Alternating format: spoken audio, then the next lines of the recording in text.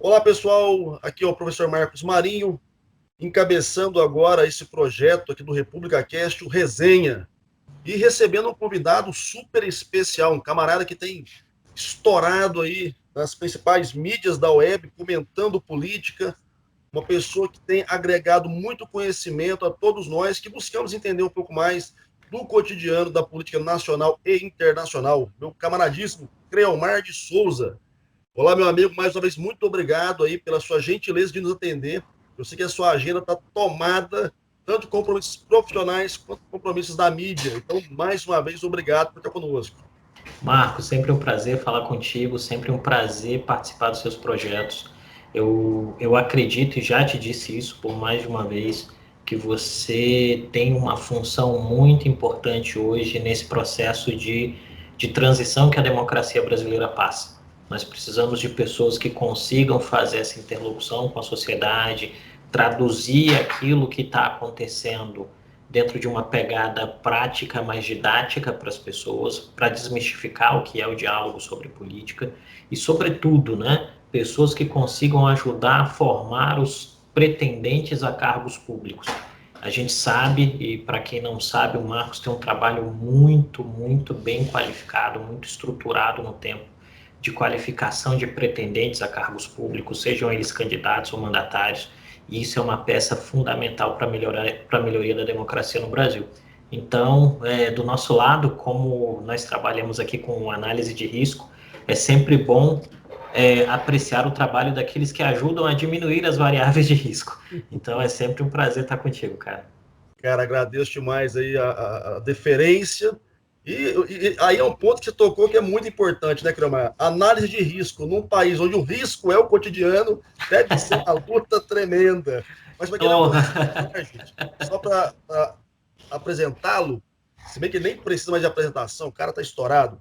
Criomar é fundador e CEO da Dharma Political Risk and Strategy, professor convidado da Fundação Dom Cabral, consultor de risco político. O cara é o cara atualmente colunista do My News e da CNN Brasil. Então, se você ainda não conhece o Criomar, está perdendo. Vá para o Twitter e coloque lá, @Criomar de Souza, e você vai bater um papo com o meu camaradinha e entender um pouco mais sobre o que é o Risco Brasil, minha gente. Estou pensando que tá ruim? Vai ficar melhor ainda. Griomar, mas vamos lá, cara. O nosso bate-papo de hoje vai ser um pouco breve, até porque eu não quero tomar tanto seu tempo. Esse projeto do Resenha é para aprofundar um pouco mais o conhecimento das pessoas em relação a teóricos da ciência política, da comunicação política, do marketing político. E você, como nosso primeiro convidado, teve aí a oportunidade de nos indicar quem seria o autor que você gostaria de trazer para esse primeiro momento aqui, para apresentar para os nossos ouvintes. Então, te passo a palavra para falar um pouquinho sobre a democracia do Robert Down. Marcos, sempre um prazer, uma alegria falar contigo. Obrigado pela menção tão generosa à minha pessoa, agora nesses momentos iniciais. Bom, quando você me fez a proposição desse diálogo, né, dessa resenha sobre política, eu sem titubear, pensei no Robert Down, que é um dos meus teóricos políticos preferidos, sobretudo pelo fato de que ele entrega, né, uma percepção muito bem estabelecida sobre o que é democracia, né? E mais do que isso, né, o conceito construído pelo Down é de poliarquia, né, em que você tem a construção de uma lógica democrática poliárquica que vem a dizer o quê? Ela é consolidada a partir do diálogo entre diversos entes e o jogo institucional, e esse jogo institucional, em determinado sentido, permite que a gente tenha uma soberania popular através das eleições, um controle dos militares pelos civis através de processos educacionais muito robustos, e a capacidade dos cidadãos de entenderem, a partir de um consenso esclarecido, quais são as principais demandas, questões e prioridades de uma sociedade. E aí, obviamente, um elemento bastante interessante desse estudo do Down sobre a democracia, e em específico do livro que eu mais aprecio, que normalmente não é o livro mais apreciado do Down, as pessoas gostam mais de poliarquia, participação e oposição, mas eu prefiro sobre a democracia, porque eu acho que é mais didático. Um elemento bastante importante aí é que a obra do Down, a partir de alguns pressupostos estabelecidos por ele, nos permitem compreender os graus de evolução das democracias ao redor do mundo e, mais do que isso, né, também os desafios que se colocam quando a gente está falando do grande elemento que marca a construção de uma ordem democrática, que é basicamente responder aquela pergunta, né? Em que a vida das pessoas melhorou a partir do momento que elas fazem uma escolha política.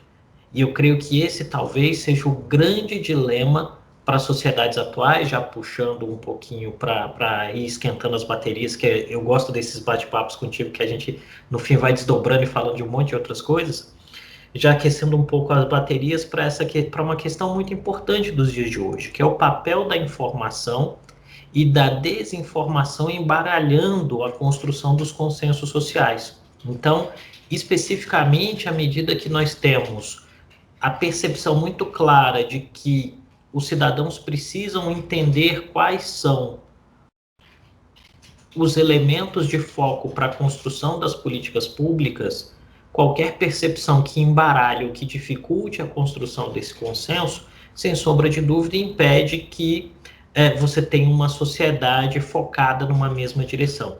E talvez esse seja o grande desafio, o grande dilema de democracias, não só no Brasil, mas democracias mais estabelecidas ou democracias mais jovens e mais imaturas que a brasileira.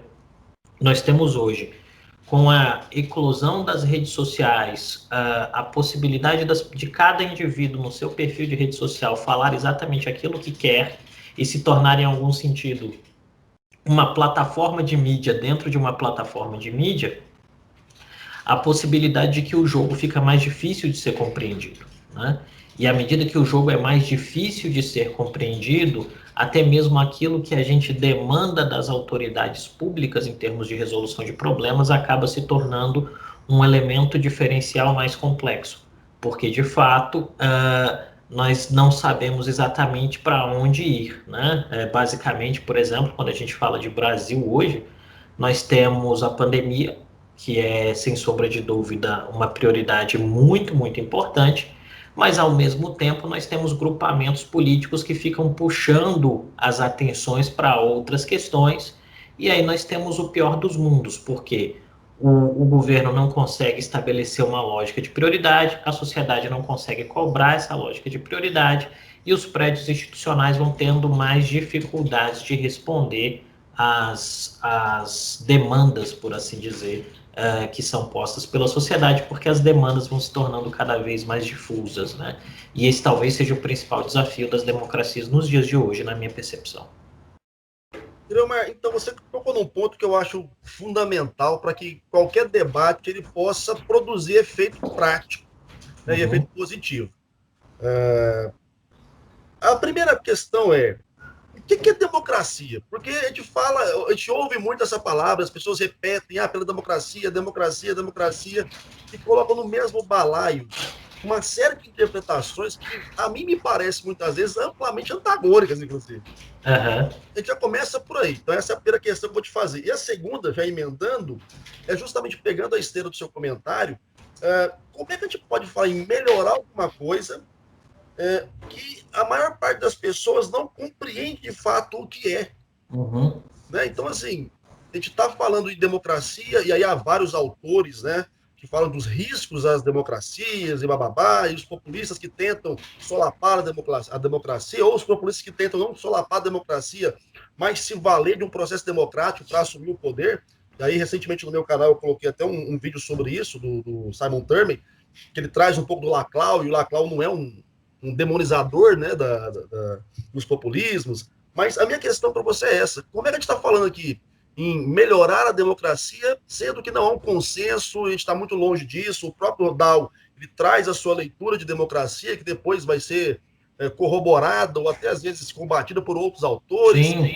Como lutar nessa seara de estabelecer pelo menos um piso para a gente começar uma construção de um processo democrático? Sim, sem sombra de dúvida. Eu acho que nesse aspecto, Marco, para mim, um elemento fundamental do conceito exposto pelo Down, e eu não estou aqui partindo do princípio de que o conceito é consensual, ou de que o Down não tome umas pedradas no caminho, ele toma muitas, inclusive, né?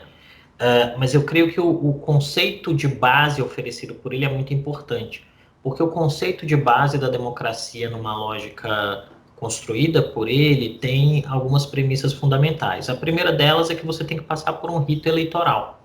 A segunda delas, que é muito importante, é que esse rito eleitoral é feito dentro de um contexto que é competitivo, isso quer dizer, você tem regras que marcam a competição para que qualquer um dos interessados possa, de fato, ser competitivo e vencedor, se a sua mensagem for boa. E um elemento fundamental, a construção do processo eleitoral, ela é inclusiva.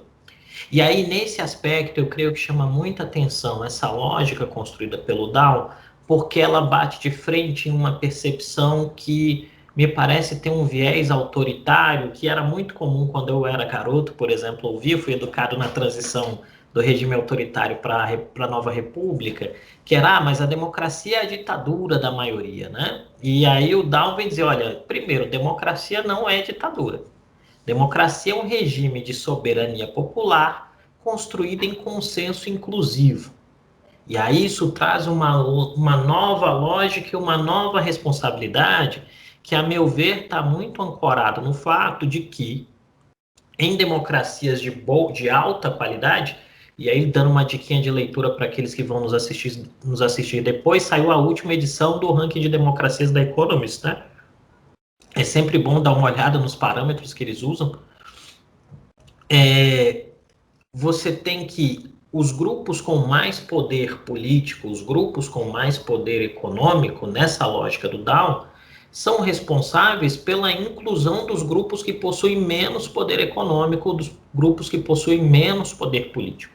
E como isso é feito? Isso é feito construindo uma estruturação que permita com que qualquer pessoa possa, de fato, ser parte do processo político a partir de um entendimento de um procedimento mínimo, que seria dizer, por exemplo, não dá para você participar do processo eleitoral dizendo que o processo eleitoral não deve existir. E eu acho que esse é um grande dilema para a democracia no século XXI, né? Sobretudo falando especificamente em uma sociedade como a brasileira, que tem um ranço autoritário histórico arraigado no tempo. A ideia de que você pode usar, e esse é um desafio que não se coloca só para o Brasil, né? Isso coloca para o Brasil, para os Estados Unidos, para a Hungria, para a Polônia, para a França, para a Holanda, para a Bélgica, todo lugar onde a gente tem democracia, a gente tem esse desafio, que é o indivíduo subir em um púlpito, e aí esse é o dilema da democracia. A democracia permite que o indivíduo suba em um púlpito para falar mal da democracia. É o único regime que vai permitir isso. Isso tem uma grande vantagem, que é a sensação de liberdade de opinião. Agora, essa liberdade de opinião, tentando ir mais diretamente no ponto da sua primeira pergunta, ela vai ter que estar ancorada numa responsabilidade de fala. E aí, em específico, eu vou abrir um parênteses, eu sei que a gente está usando o Down, mas eu vou lá no Bobbio na teoria da política, se você me permitir, né? Na teoria geral da política. O Bobbio diz que há duas liberdades. A liberdade como fazer aquilo que você quiser fazer, lidando com as consequências do ato, né? E a liberdade que você também tem aqui, pode fazer aquilo que você quiser, mas você não quer lidar com as consequências do ato. Então, essa liberdade é mais restrita. Né? Me parece que o grande dilema que nós vivemos hoje, nesse aspecto, a discussão é bastante oportuna, pelo que nós temos visto ultimamente em termos de ambiente político nacional e as variáveis de risco aí vinculadas. Me parece bastante oportuna a discussão nesse aspecto, porque efetivamente o que nós temos em várias democracias, algumas de média e outras de baixa qualidade, é que algumas pessoas creem que existe a possibilidade de você, de fato, militar contra a democracia e não ter que lidar com nenhuma consequência prática disso. E esse me parece ser um equívoco bastante importante. Por quê? À medida que você tem marcadores legais, aí vamos dizer, Down é um institucionalista liberal, né? Ele acredita no valor das instituições e na capacidade da regra do jogo de guiar comportamentos. Ora, se você tem regra do jogo estabelecida, se a regra está bem estabelecida, você sabe até onde você pode ir e a partir de onde você não pode ir. Né? Talvez a dificuldade de alguns prédios democráticos ao redor do mundo seja o estabelecimento dessa linha. Isso quer dizer, a partir daqui você comete um ilícito. E se você comete um ilícito, você tem que arcar com os custos dele. Quando essa linha não está bem definida, o que a gente vai ver então, Marcos? E esse é um dilema de alguns modelos democráticos. E no Sobre a Democracia, por exemplo, Down fala das falhas do sistema democrático, do sistema presidencialista latino-americano, né? Ele diz que é desbalanceada a relação de poder entre o presidente e o Congresso, e esse desbalanceamento gera descontinuidade da lógica democrática no curso do tempo. O que nós temos, então? Efetivamente, uma dificuldade de vários atores de entenderem até onde podem ir. Isso significa dizer que não há uma internalização da regra, porque um elemento importantíssimo do regime de soberania popular é a internalização da regra e o respeito ao jogo estabelecido. Significa dizer o quê? Vamos imaginar o seguinte, são dois grupos jogando uma partida de futebol. Se alguém em algum momento, porque o seu time está perdendo, decide pegar a bola com as mãos e correr todo o campo para fazer um gol, isso não é mais futebol, isso é rugby, né? E aí me parece ser um ponto importante. Prédios democráticos são mais sólidos quanto maior é a capacidade das pessoas de usufruírem a sua vitória, mas sobretudo aceitarem respeitosamente a derrota. E esse me parece ter sido ser um teste de estresse muito forte que democracias passam ao redor do mundo. Inclusive, a democracia americana passou por esse teste de estresse, né, recentemente, quando o Donald Trump forçou a mão até o último momento para tentar quebrar o prédio democrático. A diferença é que lá as instituições, em alguma medida, tinham uma percepção muito clara, os indivíduos nas instituições, melhor dizendo, tinham uma percepção muito clara de que a tradição vale mais do que a pessoa. Em prédios onde isso é mais fluido ou mais frágil, em alguns momentos a gente tem uma percepção de que as pessoas valem mais que as instituições. E esse talvez seja o grande dilema para países que caem normalmente no conto do Salvador da Pátria, né? O retorno de Dom Sebastião, ou algum tipo de lógica que seja mais populista, que é muito afeita aos países latino-americanos, infelizmente. Tem um ponto, Creomar, que eu sempre reflito muito, né, nessa questão da democracia e de como as pessoas muitas vezes interpretam a democracia nessa ótica que você trouxe, de que eu posso qualquer coisa porque estou numa democracia, eu posso alterar e mudar e me expressar da maneira que eu quiser porque estou numa democracia. E aí surge uma palavrinha que eu também atribuo a ela uma falta de interpretação mais abalizada por grande parte das pessoas, que é liberdade. Uhum. Confunde-se muito na minha leitura liberdade com democracia, como se a democracia eu sou livre, se eu sou livre, eu posso fazer o que eu quiser. E isso justamente é um problema, porque, como você bem colocou, a pessoa decide que ela tem o direito de fazer o que ela quiser, mas se esquece que ela está num contexto de república, num contexto de Estado, num contexto de nação, que é regido por um contrato, por um pacto. E aí eu vou lá no Spinoza para falar que essa questão, né? Boa. Você quer ser livre, amigão? Vai viver sozinho. Então, isso. Eu acho que esse equívoco de querer plotar na democracia, no entendimento de democracia, a liberdade absoluta, ela pode ser um dos fomentadores dessa série de equívocos que muitos atores sociais cometem quando vão falar sobre democracia e vão exercer o seu papel democrático. O que você acha disso? Marcos, eu acho que é isso mesmo. A gente tem um dilema, eu diria até que é o seguinte, que é, por exemplo, as gerações têm suas escolhas políticas, né? E no Brasil a gente está vendo um fenômeno bastante interessante, que é o quê? A geração que cresceu sob os auspícios, a geração que fez a nova república, hoje é uma geração do ponto de vista político que é septuagenária ou octogenária, né? A turma tá no fim da jornada. A minha geração, por volta dos 40 anos, assim, 40 e poucos anos, é uma geração que meio que se dividiu, né? Uma turma foi à esquerda, outra turma foi à direita, mas é uma geração que ficou meio órfã em termos de posicionamento político, mesmo porque a gente viveu numa gerontocracia, né? Assim, o governo Temer é o ápice dessa gerontocracia, o governo dos veteranos, os muito veteranos. E aí a turma que veio depois de nós foi buscar o vazio, né? O vazio interpretativo de realidade. Na busca desse vazio interpretativo de realidade, o pessoal olhou e falou, olha, eu não quero estar aqui, vamos pegar as grandes manifestações de 2013, por exemplo. Eu não quero estar aqui no Partido dos Trabalhadores, nas esquerdas, porque eles são corruptos. Eu vou à direita. E aí me parece que há uma confusão que é compreensível, né, do ponto de vista daquele que vai em busca de absorver esses processos, que é a construção daquilo que a gente poderia chamar que é uma espécie de jabuticaba muito própria do Brasil, né, que é a ideia do liberal conservador. O cara é liberal na economia, mas ele é conservador nos costumes. Então, assim, e se você vai ao liberalismo como doutrina lá do Smith, né, do espírito moral das leis, acho que eu errei o nome, quando ele fala do espírito das leis, dos aspectos morais disso e depois vai para a economia, você vai perceber que uma lógica liberal ela é indissociável. Ser liberal é ser a favor da liberdade. Ser a favor da liberdade é saber, traz uma grande responsabilidade, porque você individualmente é o seu próprio guia, e à medida que você não aceita ser oprimido, você não quer que ninguém seja oprimido. Isso traz uma enorme responsabilidade.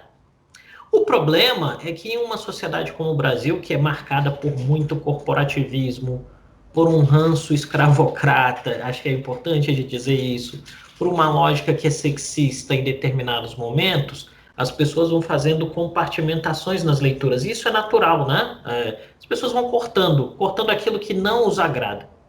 E nesse recorte de tirar aquilo que não agrada, eu creio que um elemento que tem inclusive um componente do ponto de vista de competitividade eleitoral é a ideia de que eu posso falar tudo aquilo que eu quiser, mas eu não quero assumir responsabilidade por nada do que eu falo. Que em algum sentido é um fenômeno que também é global, que não foi inventado pelo Brasil, não é exclusivo da democracia brasileira, né? Nós temos de fato que pessoas ao redor do planeta perceberam a importância estratégica de usar as plataformas de mídia baseada em internet como suas próprias redes de TV, por assim dizer. Porque se você for falar o que é o YouTube, dá o direito a cada usuário de ter sua própria rede de TV. Você pode fazer programação 24 horas por dia. O Twitter dá a possibilidade de você ser um produtor de conteúdo 24 horas por dia. O Instagram te dá a possibilidade de ser um produtor de conteúdo 24 horas por dia, 7 dias por semana. Agora o Clubhouse, que é novo, né? Também é a mesma coisa. Então, assim, você é o seu broadcaster, por assim dizer. E as pessoas perceberam que, em algum sentido, você tem jeitos de atrair atenção. Né? E nesse elemento de atrair atenção, e aqui eu me lembro do Herbert Simon, né? Aproveitar que você citou Spinoza. Então, eu me lembro do Herbert Simon e o papel da atenção na tomada de decisão. Eu posso tentar chamar a atenção com uma imagem positiva. É vídeo de gatinho, né? Nos primórdios da internet. Os vídeos de gatinho. Aí todo mundo assistindo 1 milhão de visualizações. E eu posso tentar chamar a atenção com um espreme e sai sangue, né? Aqueles jornais, as mensagens que você espreme e sai sangue. É só tragédia. As duas coisas vocalizam. E às vezes a segunda mais que a primeira. E isso acabou fazendo com que as pessoas percebessem que... Várias pessoas percebessem que à medida que elas se colocam em termos de posicionamento com posições que são extremadas, elas conseguem ter seguidores, elas conseguem ter relevância em termos de trânsito da rede, e aí elas viram reféns dos próprios seguidores. Porque, em algum sentido, o seguidor daquele nicho específico vai querer que você suba a gradação a cada fala. Não é admitido mais que você recue em termos de gradação. À medida que não é admitido o recuo em termos de gradação, você está no dilema do prisioneiro, né? Poxa, e agora? O que eu faço? Né? Eu vou ter que subir a gradação. E à medida que eu vou subindo a gradação, eu posso não ter os meios para provar o que eu estou dizendo. E nós vimos isso, por exemplo, em vários comentários acerca, eu vi que você acompanhou isso também muito bem, em vários comentários acerca dos resultados da eleição nos Estados Unidos, né? Ou em outros lugares, no Brasil mesmo. As manifestações no sentido de dizer a eleição foi fraudada. Onde estão as provas? Né? Fulano ganhou a eleição e não vai tomar posse. No dia lá, o outro cara não vai tomar posse. Aguardem, a informação é boa. Tipo assim, não, cara, calma. Né? Por quê? Porque você está preso num dilema de que você vai ter que sempre estar alimentando aquela expectativa. não importando se essa expectativa tem razão ou não. E a explicação para isso me parece estar muito próxima do componente neurolinguístico mesmo, que significa dizer o quê? O que as pessoas buscam, né? As pessoas buscam estabilidade, previsibilidade, né? E certeza. São as três coisas que os indivíduos buscam, que todos nós buscamos do ponto de vista neurolinguístico, e são as únicas três coisas que a vida não prove. Né? A vida não é estável, a vida não é certa, a vida não é previsível. E a gente busca, né? No Brasil, as pessoas buscam isso do ponto de vista econômico, sei lá, buscando um concurso público por causa da regra da estabilidade, as pessoas buscam isso do ponto de vista relacional, tentando construir um casamento, as pessoas buscam a certeza tendo filhos, mas de fato a regra do concurso pode mudar, o casamento pode acabar, o filho pode não se importar com você. Tem todas essas questões. E aí a gente entra num dilema em que as transformações da sociedade têm acontecido de forma tão rápida que todo mundo fica com muito medo. E aí vem a hora da certeza. Eu preciso de certeza, eu preciso de tranquilidade. E aí vem uma grande armadilha que tem dificultado a qualidade da democracia em todos os lugares do mundo. A ideia de que há resposta fácil para a pergunta complexa. Então, e aí, por exemplo, eu me lembro que nas eleições de 2016, quando eu fui observador internacional convidado lá, nos Estados Unidos, o Trump tinha uma resposta fácil para todos os problemas. A resposta é: eu vou construir um muro, o problema são os imigrantes. Né? E aí tudo é muro.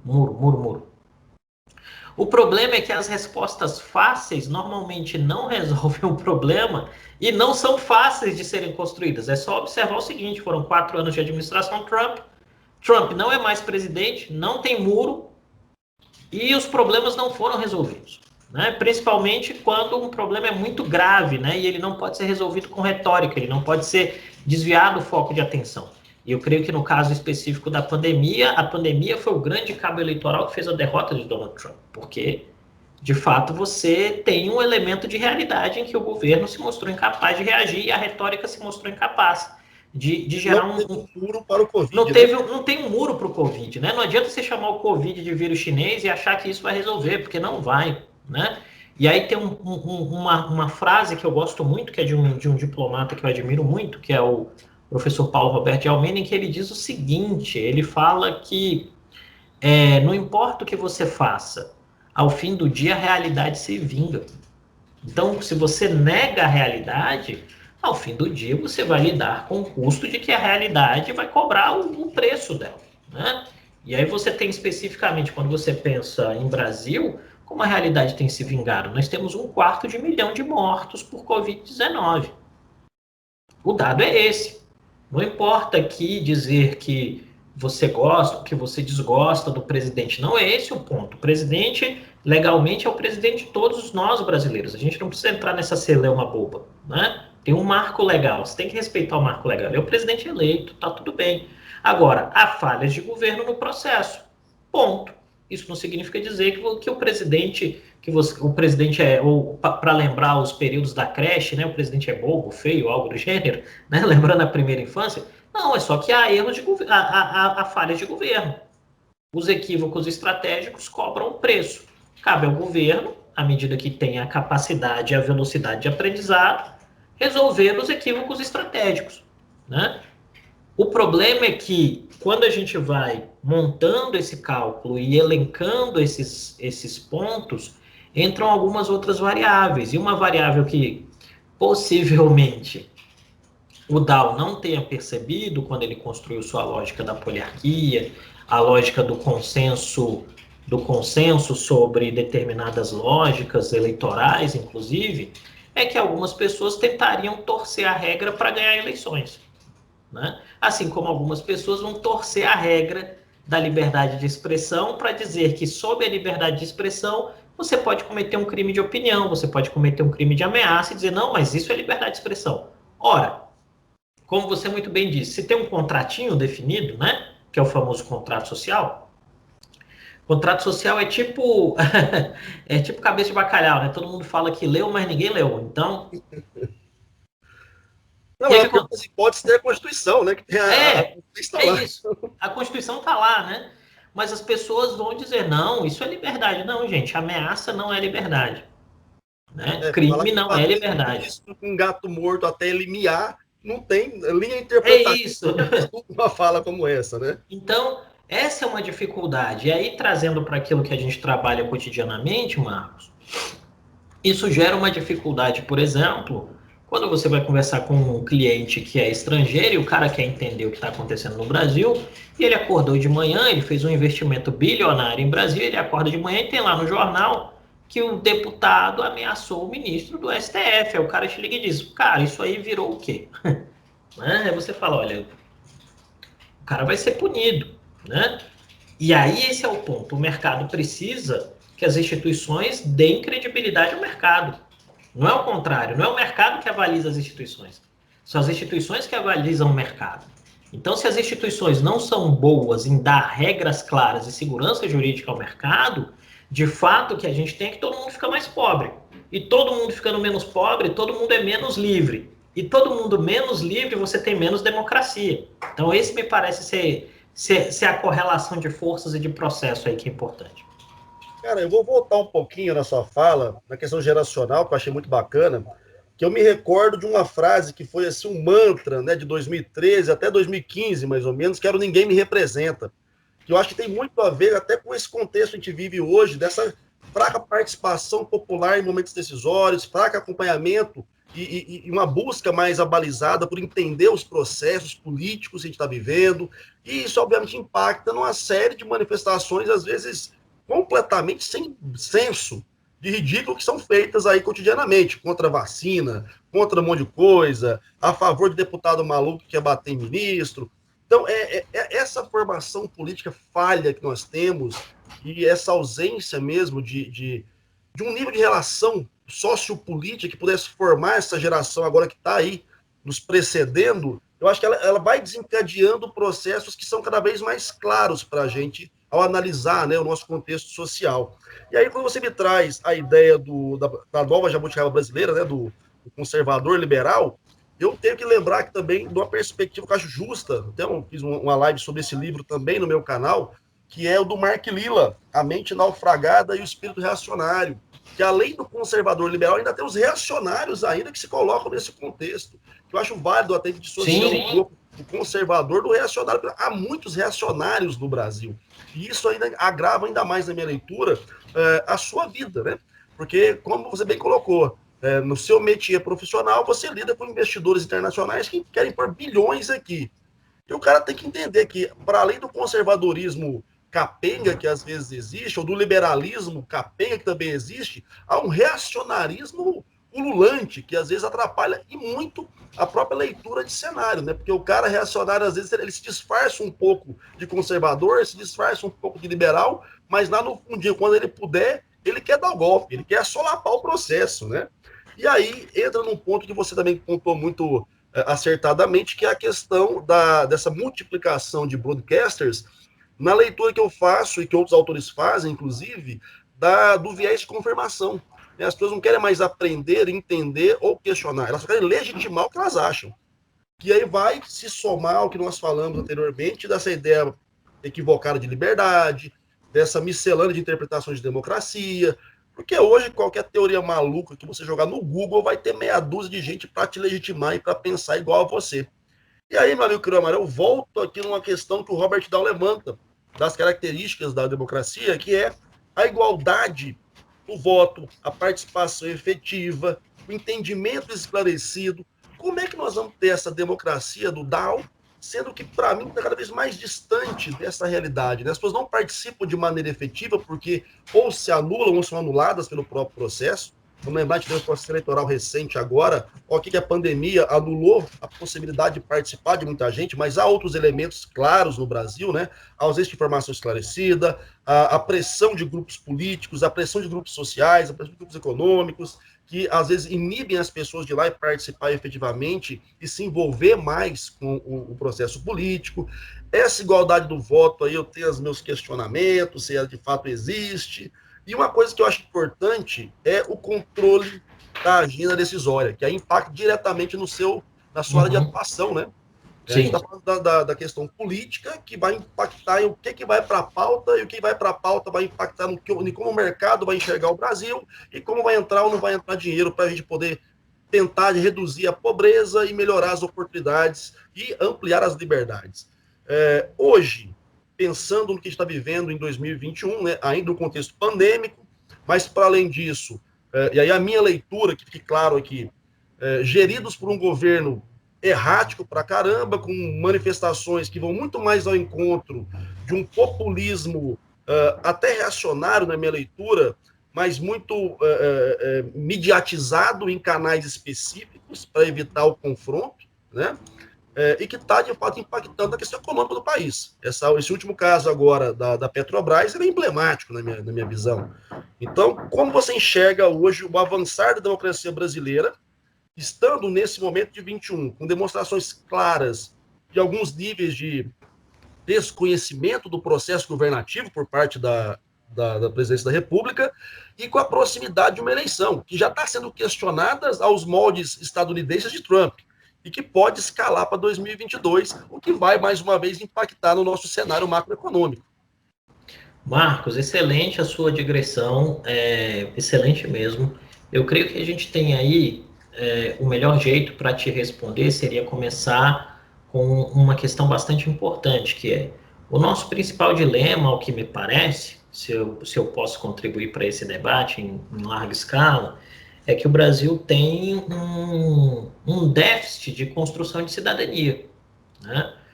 Em algum sentido, é importante a gente mensurar o fato em termos de longo prazo, em termos históricos, de que este país é um país construído sob a lógica de que participar não é bom, né?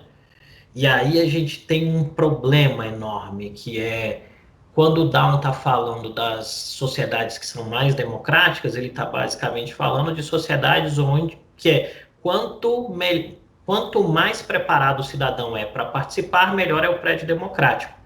E exatamente por isso ele diz que os referenciais de democracia dele não são os Estados Unidos, são as democracias do norte da Europa, né? Porque civilizacionalmente, em algum sentido aí a obra tem um componente antropológico, civilizacionalmente ele diz que a turma lá do norte da Europa, os escandinavos, construíram lógicas de participação da ideia da mesa redonda, onde não tem ninguém na cabeceira, ao fato das mulheres e das crianças poderem se pronunciar nas questões da vida da aldeia, por assim dizer, que geraram uma lógica de que todo mundo é parte do processo e todo mundo importa. No nosso caso em específico, se construiu um germe civilizatório de que participar não é bom, né?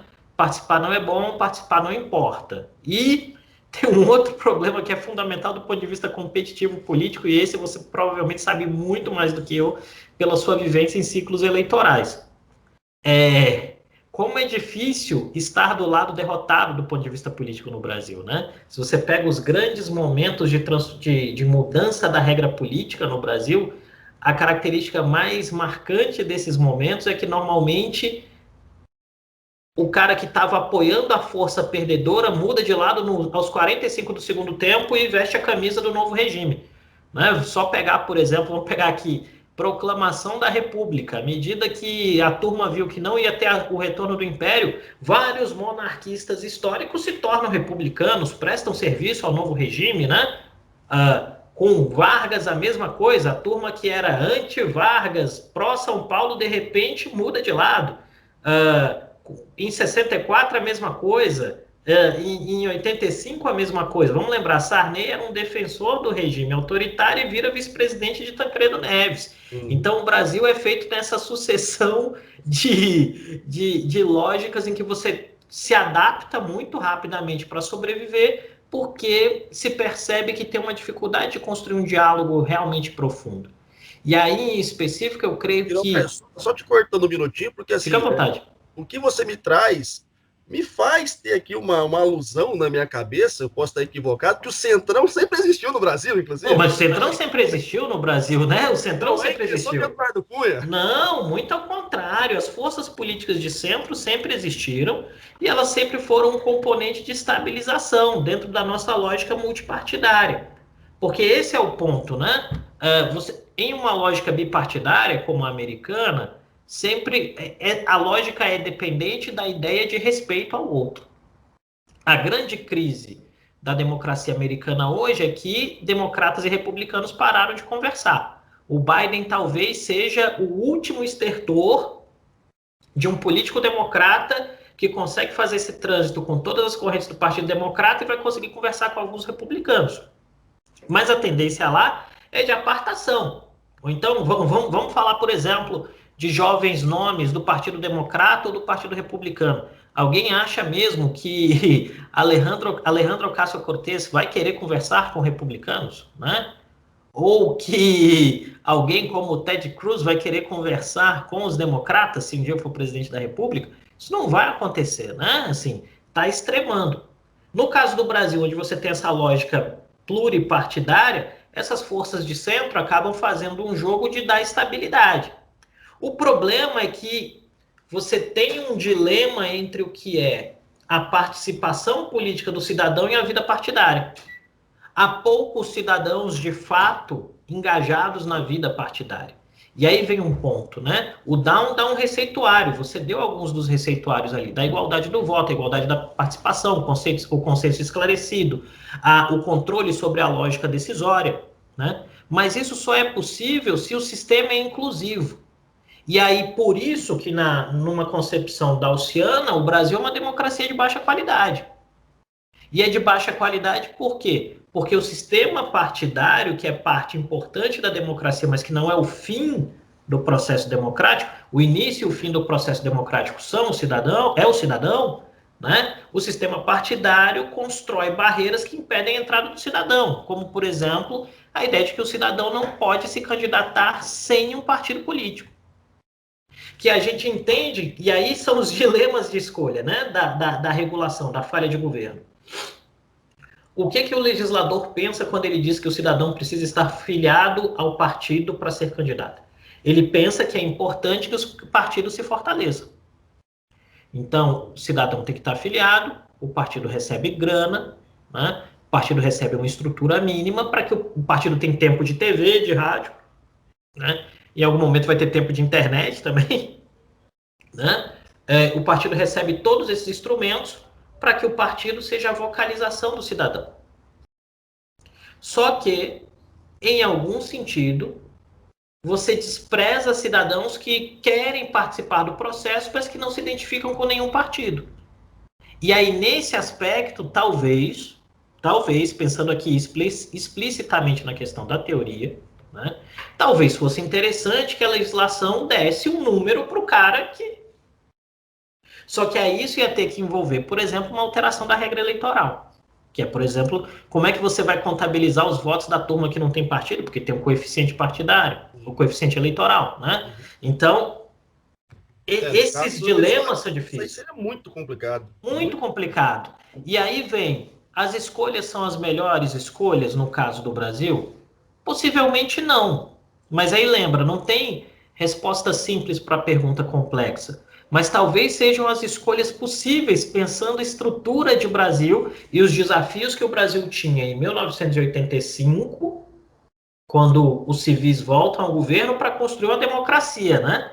Porque, lembrando, antes a gente tinha lá MDB e Arena, os militares mudam a regra, vem pluripartidarismo para tentar enfraquecer o MDB e dar sobrevida ao regime, em 85 o regime acaba, e aí vem, e agora? Os partidos vão ter vida como? Como você vai fazer o partido ter vida em uma sociedade onde participar não é bom? Né? E olha como isso é complexo. Vamos imaginar o seguinte, Bolsonaro ganhou as eleições em 18, com um discurso antissistema, de refundação da República, né? De confronto aberto com as elites políticas. Os seus assessores tinham essa ideia de confronto direto com as elites políticas. E o presidente da República não conseguiu criar um partido. E não é só... incompetência. Isso. E não é só dizer assim, e aqui a gente tem que ser honesto, porque senão a gente cai nessa pataquada de tudo é polarização ideológica, blá, blá, né? A gente tem que ser honesto. Não é mera questão de competência na criação do partido. Tem uma força que é maior do que isso, que é o fato de que os indivíduos não querem participar da vida política partidária. É maior do que o Bolsonaro. E aí é importante dizer que nesse aspecto, até para fazer um reparo aqui, Bolsonaro não é o criador do conservadorismo ou do reacionarismo brasileiro. Ele é criatura. Essas forças estão se reorganizando, os conservadores de um lado, que com muitos conservadores com os quais eu tenho diálogo, há uma certa desilusão com o governo, reacionários de outro, e o governo é fruto dessa situação. Então, assim, o Bolsonaro não é criador disso, ele é criatura. Se surgir um nome mais viável, esse nome mais viável vai ocupar o espaço, porque política é assim, né? Então, eu creio que esses são os dilemas que se colocam pra gente, meu velho. Eu até gosto de reforçar, porque em 2018, eu me recordo, eu estava fazendo a cobertura das eleições pela TV Assembleia de Minas Gerais, e no Day After eu fiz questão de fazer esse comentário também, porque enquanto a gente via uma polarização ali, onde o Lula tentava se emplacar como um discurso, e não mais como um homem, o Bolsonaro era justamente o homem do discurso. O discurso que você colocou já existia. Ele precisava de uma cara. E o Bolsonaro era a cara daquele discurso que agora, depois de mais de 2 anos de governo, está tendo que enfrentar, né, o peso do próprio discurso. Porque a prática, né, a realpolitik o impôs aí que, olha, filhão, você deu cara pra gente, mas você não está dando o suporte que a gente esperava de você. Tanto que ele está enfrentando crise atrás de crise, aí com apoiadores e novos desafetos, e vai ter muita luta para fazer esse próximo ano e pouco de governo. E aí, Creomar, pensando na sua fala e já encaminhando para o final, até porque eu não posso tomar muito mais do seu tempo, nessa perspectiva da poliarquia do Down, o Brasil, como é que você me fala, ou o que você interpreta das principais forças que compõem essa poliarquia?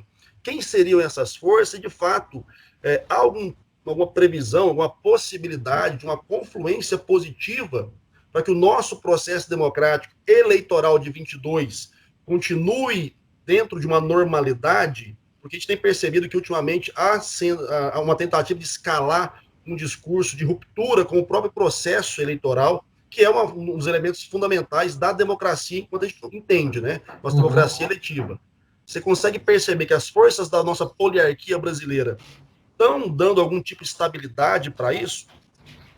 Marcos, eu creio que a gente tem um elemento muito importante quando a gente está falando das estruturas que compõem a democracia brasileira, que é o fato de que elas não são plenamente maduras, né? Nós somos uma democracia jovem, 88 para cá, né? Esse é o prédio, tendo a Constituição Federal como marcador. E, para além disso, um elemento de longo prazo de muita instabilidade, de muita quebra da regra do jogo, né? É só pegar o número de constituições que a gente teve, por exemplo. E isso é um marcador importante em termos de orientação, né? De dizer, olha, para onde vamos? Que é, por exemplo, dizer, imagina o seguinte, a Constituição americana é do século XVIII. Os caras tiveram o Trump, eles sofreram com o Trump, eles tiveram a invasão do Capitólio, e por mais que tenha havido de maneira muito natural dar posse ao Joe Biden, aprovar o pedido de impeachment do Trump na Câmara, quando foi na hora do vamos ver no Senado, as concepções sambaram e existiram dissensos e o cara não foi punido. A verdade é essa. Agora, tu imagina isso em uma democracia que tem 3 décadas, 4 décadas, né? Assim, 88, 98, 2008, 2018, né? Não tem 4 décadas esse prédio democrático brasileiro. É óbvio que a gente vai ter um enorme desafio. O que me parece é que os elementos de correção de curso ou de freio de amarração vão vir muito mais da dinâmica do voto, né? E as instituições, em algum sentido, serão responsivas. O que eu estou querendo dizer? O governo Bolsonaro cometeu uma série de escolhas estratégicas ruins em termos de trato da pandemia. A pressão veio das ruas, né? Assim, foram os cidadãos que começaram a reclamar de vacina, mesmo ninguém podendo ir para a rua, né? Usando só uma alegoria. Foi empresariado, foram outros entes que começaram a pressionar e o governo está numa sinuca de bico e tem que começar a dar resposta. Quando você pensa, por exemplo, nas dinâmicas eleitorais das municipais, que você pode até falar muito melhor do que eu, nós vimos um perfil de prefeito sendo vitorioso. Qual o perfil de prefeito que a gente viu sendo vitorioso nas principais cidades do país? Do cara que entrega, o cara que não nega a realidade, o cara que não está preocupado com o sexo dos anjos, com as grandes questões. Ele tem que entregar, né? com exceção talvez nas capitais, com exceção talvez de uma capital, todos os prefeitos vencedores tiveram que se comprometer com agendas muito robustas de entrega.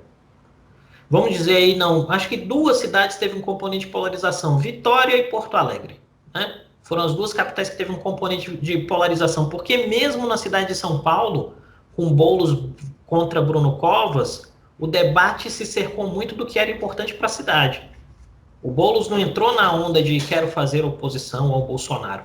Ele se cercou do debate do que era importante para a cidade, né? Então, isso passa um recado, ao que me parece. E aí, vamos lembrar o seguinte, falando um pouquinho de realpolitik, já que você jogou isso no debate, é sempre bom. O governo tem dilemas, né? O governo tem que entregar alguma coisa.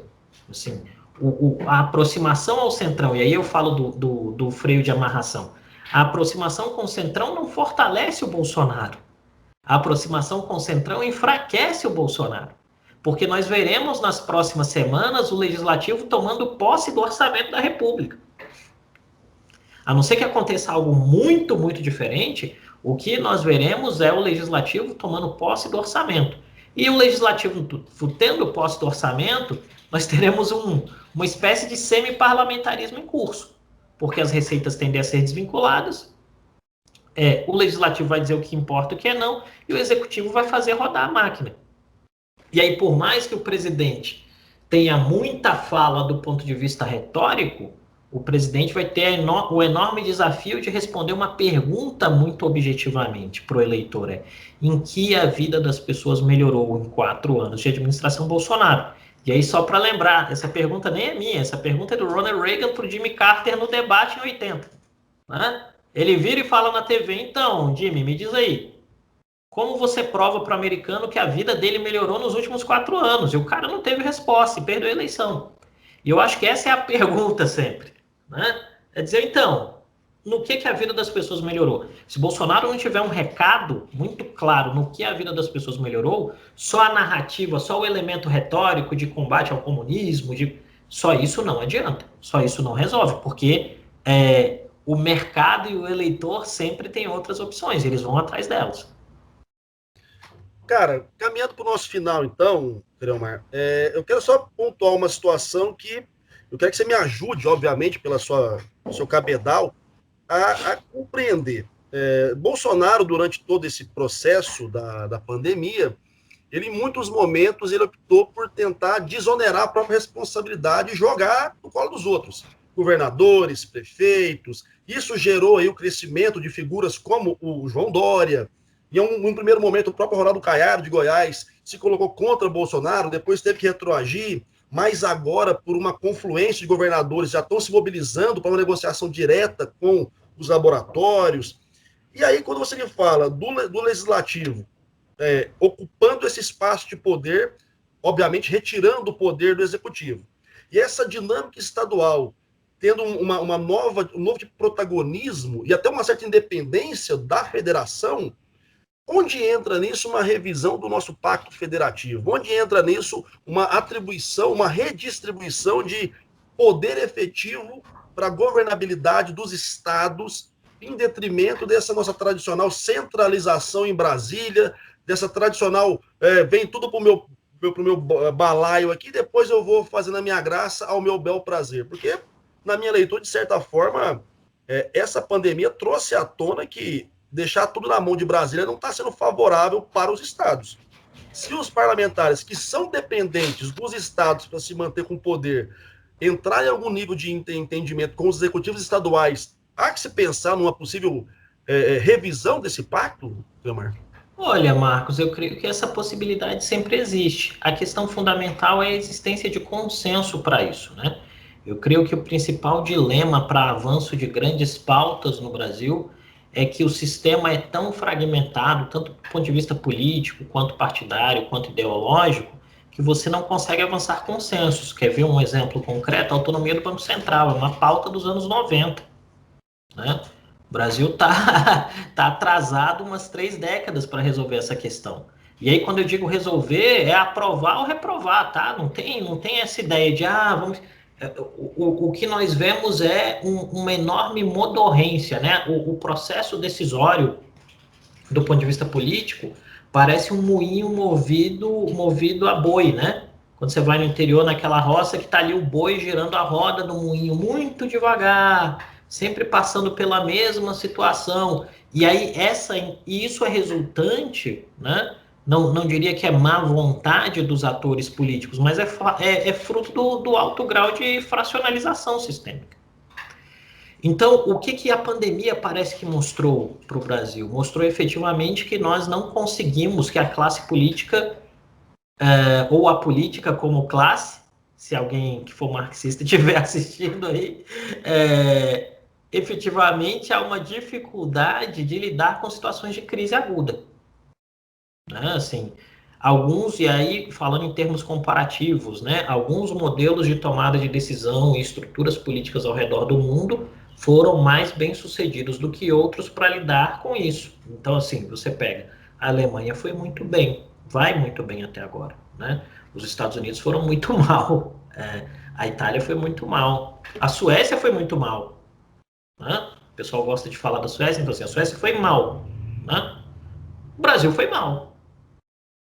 Se nós tivéssemos uma cultura de participação mais arraigada e que talvez seja despertada a partir desse processo, nesse exato momento a gente estaria pensando em refundar a República. Para preservar aquilo que funciona, para robustecer aquilo que dá certo, e de outro lado, para corrigir, fazer as correções de curso. Voluntariamente ou não, o governo federal trouxe o debate à tona, porque o governo federal se equivocou na gestão política do processo. 4 ministros da saúde foi uma posição ruim, né? Trabalhando com o princípio de que foi Mandetta, Tait, Pazuello interino, Pazuello definitivo.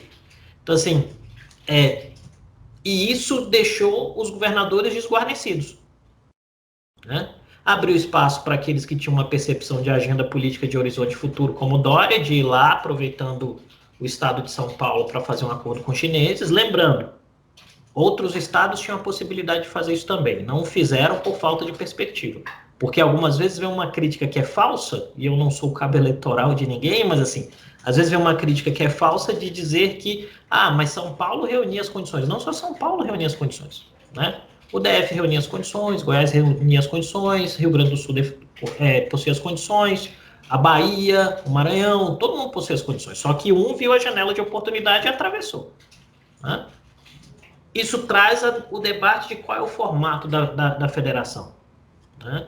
O ponto é saber se haverá energia e vontade para fazer esse debate passar da crise, porque aí vem a questão da atenção, né? Isso está muito em voga agora. Quando volta à normalidade, se isso permanecer no debate, aí provavelmente a gente vai ter que discutir a questão.